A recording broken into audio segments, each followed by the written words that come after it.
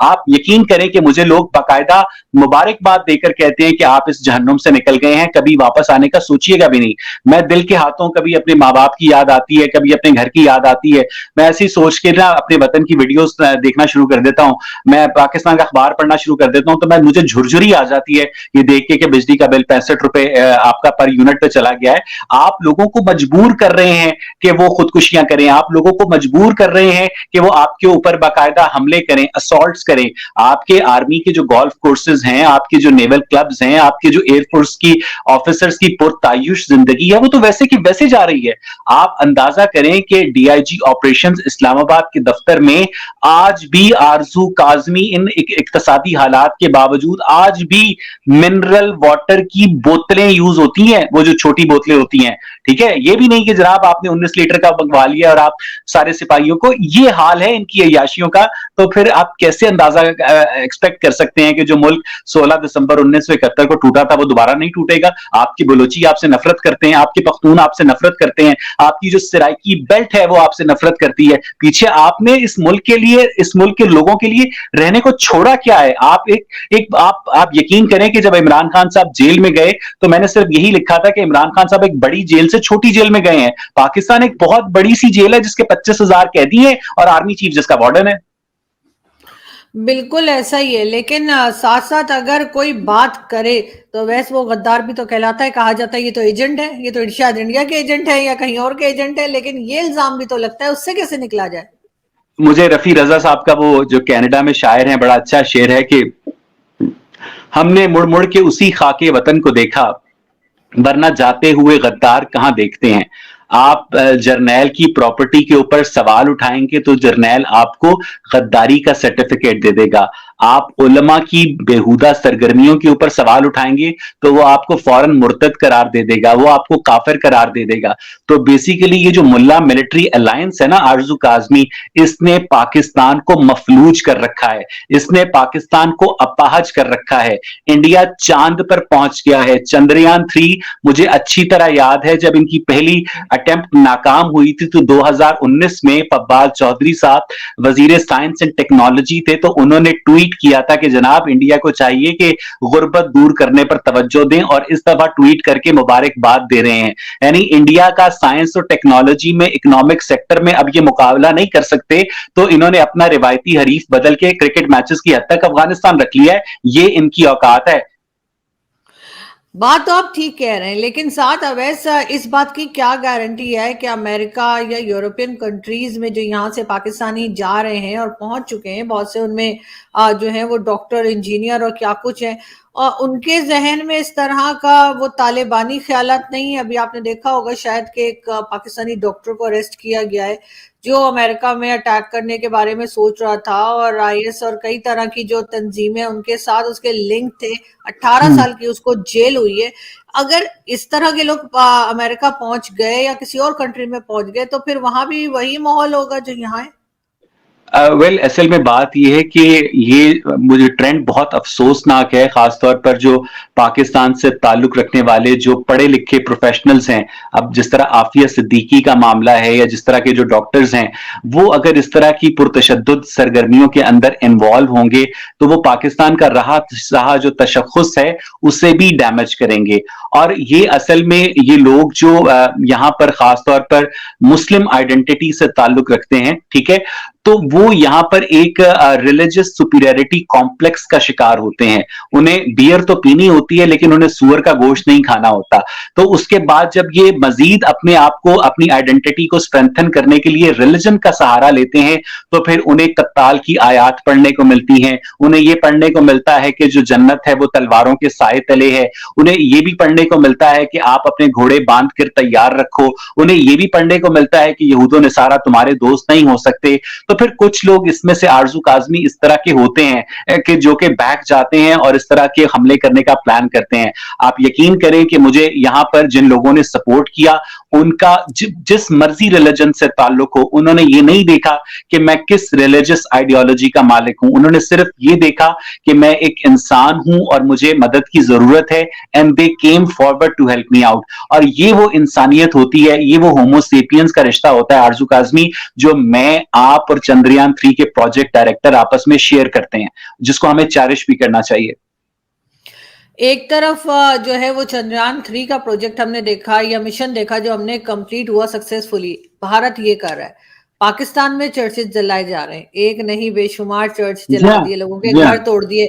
आपको क्या लगता है कि क्या ये एजुकेशन सिस्टम की खराबी है, क्या है कि हमारे यहाँ उस तरह के लोग नहीं निकल पा रहे कि हम भी कोई चंद्रयान 3 या कुछ बना पाए? आपको याद होगा कि 1961 में जब डॉक्टर अब्दुल सलाम ने पाकिस्तान का स्पार्को लॉन्च किया था, space and upper atmosphere research organization, तो पाकिस्तान ने 9 महीने के अंदर अपना सैटेलाइट लॉन्च कर लिया था। और उसके बाद पाकिस्तान में डॉक्टर अब्दुल सलाम को आपने एक मखसूस मजहबी अकीदे की वजह से मतून करना शुरू कर दिया, तो वो ट्राइस्टी इटली चले गए। और उसके बाद पाकिस्तान का जो स्पार्को है उसकी जो सरबराही है वो फौजी जर्नैलों के हाथ में चली गई। तो उससे आप कैसे एक्सपेक्ट करते हैं? और पाकिस्तान में आप जो तालीम है, आप बिल्कुल ठीक कह रही हैं कि ये तालीमी निजाम की खामी है। जब आपकी जो फिजिक्स की किताब है उसमें इस्लामियत होती है, आपकी जो इस्लामियत की किताब है उसमें इस्लामियत होती है, आपकी केमिस्ट्री में भी इस्लामियत होती है, और आपकी क्या कहते हैं बायोलॉजी में भी इस्लामियत होती है। जो तालीमी निजाम नजरिया इर्तका को झूठ करार देता हो, और जिस तालीमी निजाम के नजदीक मट्टी के पुतले में जब फूंक मारी गई उससे इंसान पैदा हुआ, और उसके बाद पसली से औरत पैदा हुई हो, जिसकी वजह से औरत एक टेढ़ी हड्डी है जिसको मौलवियों के नजदीक सीधा करना मुमकिन नहीं है। तो उस तालीमी निजाम में वही औरतें पैदा होंगी ना जिनको ये मारना जायज करार देते हैं। वो औरतें तो पैदा नहीं होंगी जो कि ISRO में, जो कि इंडियन स्पेस रिसर्च ऑर्गेनाइजेशन है, उसमें खवातीन साइंटिस्ट के तौर पर काम करती हैं। इसलिए हमारा जो तालीमी निजाम है वही दौले शाह के चूहे पैदा करता है, और इसमें कोई क्रिएटिविटी नहीं है। आप यहां पर बच्चों के नंबर देखें जरा, आपको पता चलेगा कि 1100 में से 1200 नंबर आ रहे हैं, आपको पता चलेगा कि 450 में से 450 नंबर आ रहे हैं। नंबरों की एक सेल लगी हुई है, लेकिन वो जो क्रिएटिविटी है वो नाम की नहीं है। आप शिजान की बोतलें तोड़ रहे हैं पकड़ के, आप लोगों को उनकी रिलीजियस अकायद की वजह से मतून कर रहे हैं। आपने पाकिस्तान को रहने के काबिल ही नहीं छोड़ा। हम और आप बचपन में एक नॉर्मल मुल्क में रहते थे थोड़े से, लेकिन कसम से इन मौलवियों ने तो पकड़कर इस मुल्क की आरजू बैंड बजा दी है, बैंड बजा दी है। और अब बहुत से लोग ऐसे भी हैं जिसमें कि जैद हामिद साहब जैसे लोग भी शामिल हैं जिन्हें हम बड़ा पढ़ा लिखा समझते हैं। उनका कहना है कि जी चंद्रयान 3 तो कुछ हुआ ही नहीं है, चांद पे तो कोई पहुंचा ही नहीं है, और ये तो बच्चों की जो गेम्स होती हैं उसमें से ग्राफिक्स निकाल के भारत ने दिखा दी है। क्या वैसे कहें? अगर अगर मुझे क्या कहते हैं जैद हामिद साहब हो गए, और या मकबूल जान हो गए, अंसार अब्बासी हो गए, या तारिक इस्माइल सागर हो गए, इन सब की जो जहनी इस्तेदाद है ना वो 6-7 साल के बच्चे से ज्यादा नहीं है। और आपको अच्छी तरह याद होगा कि जब नील आर्मस्ट्रांग ने 1969 जुलाई 69 में चांद पर कदम रखा था, तो उसके 2 दिन के बाद बादशाही मस्जिद के खतीब ने ऐलान किया था कि जो बंदा इस बात पर यकीन करेगा कि इंसान ने चांद पर कदम रखा है उसका निकाह टूट जाएगा। तो आप अंदाजा लगाइए इन मौलवियों का कि एक जानिब दुनिया जो है वो मार्स को एक्सप्लोर कर रही है, वो स्पेस को एक्सप्लोर कर रही है, वॉयेजर 1 और वॉयेजर 2 है जो सोलर सिस्टम की हदूद से बाहर जा चुके हैं, और हम ये मौलवियों के पीछे पड़कर अपनी सोसाइटी को हमने एक तमाशा बना रखा है। आपको याद होगा आरजू के जब फरवरी 1258 के अंदर हुलागू खान ने बगदाद के ऊपर हमला किया था, तो उस वक्त हमले का दिफा करने की बजाय उलमा इस बात पर बहस कर रहे थे कि एक सुई के नाके से कितने फरिश्ते गुजर सकते हैं।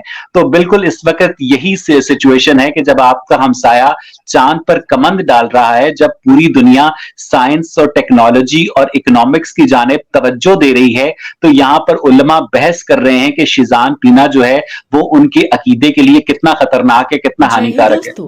दोस्तों 15 अगस्त 1947 को भारत आजाद हुआ था। ठीक इसी समय भारत का विभाजन हुआ और पाकिस्तान नाम का एक नया देश बना, जिसकी नींव इस्लाम धर्म पर रखी गई। जबकि भारत हमेशा से ही एक लोकतांत्रिक देश रहा है। दोनों देशों की आजादी को 76 साल पूरे हो गए हैं। जी हाँ, 14 अगस्त को पाकिस्तान ने स्वतंत्रता दिवस मनाया और 15 अगस्त को भारत ने। इन 76 सालों में पाकिस्तान कहाँ खड़ा है और भारत की स्थिति वर्तमान में क्या है, ये जानना बेहद जरूरी है, क्योंकि हिंदुस्तान का ही एक अभिन्न अंग टूटकर पाकिस्तान बना था। पाकिस्तान में रहने वाले लोग भारतीय ही थे। हालांकि मुस्लिम लीग और अंग्रेजों की राजनीति के चलते भारत के 2 टुकड़े हो गए हैं। आपको बता दें, भारत से टूटकर जब पाकिस्तान एक नया देश बना तो दोनों की हालत लगभग सामान्य थी। अंग्रेजों ने पूर्व से पश्चिम और उत्तर से दक्षिण तक भारत को लूटा। जिस तरह से भारत में गरीबी, भुखमरी और बेरोजगारी अपने चरम पर थी, तब पाकिस्तान में भी यही स्थिति बनी हुई थी। इन 76 वर्षों में देखा जाए तो भारत पाकिस्तान को छोड़कर बहुत दूर निकल चुका है। भारत की अर्थव्यवस्था की बात करें तो दुनिया के टॉप 10 देशों में आता है, लेकिन पाकिस्तान की अर्थव्यवस्था तो दूर दूर तक दिखाई ही नहीं देती है। एक मीडिया रिपोर्ट्स के मुताबिक पाकिस्तान अर्थव्यवस्था के मामले में 42वें स्थान पर आता है, जबकि भारत दुनिया में 5वें स्थान पर आता है, यानी कि दुनिया में 5वीं बड़ी अर्थव्यवस्था है। आपको बता दें, दुनिया भर में भारत की शांति प्रिय छवि है, जबकि पाकिस्तान को एक कट्टरपंथी इस्लामी देश के रूप में माना जाता है। पाकिस्तान अंतर्राष्ट्रीय मंचों पर भारत को घेरने की कोशिश करता है और हर बार उसे हार ही मिलती है। तो दर्शकों, इस रिपोर्ट में फिलहाल इतना ही। आप हमारे साथ देखते रहिए इंडिया वेब न्यूज। नमस्कार।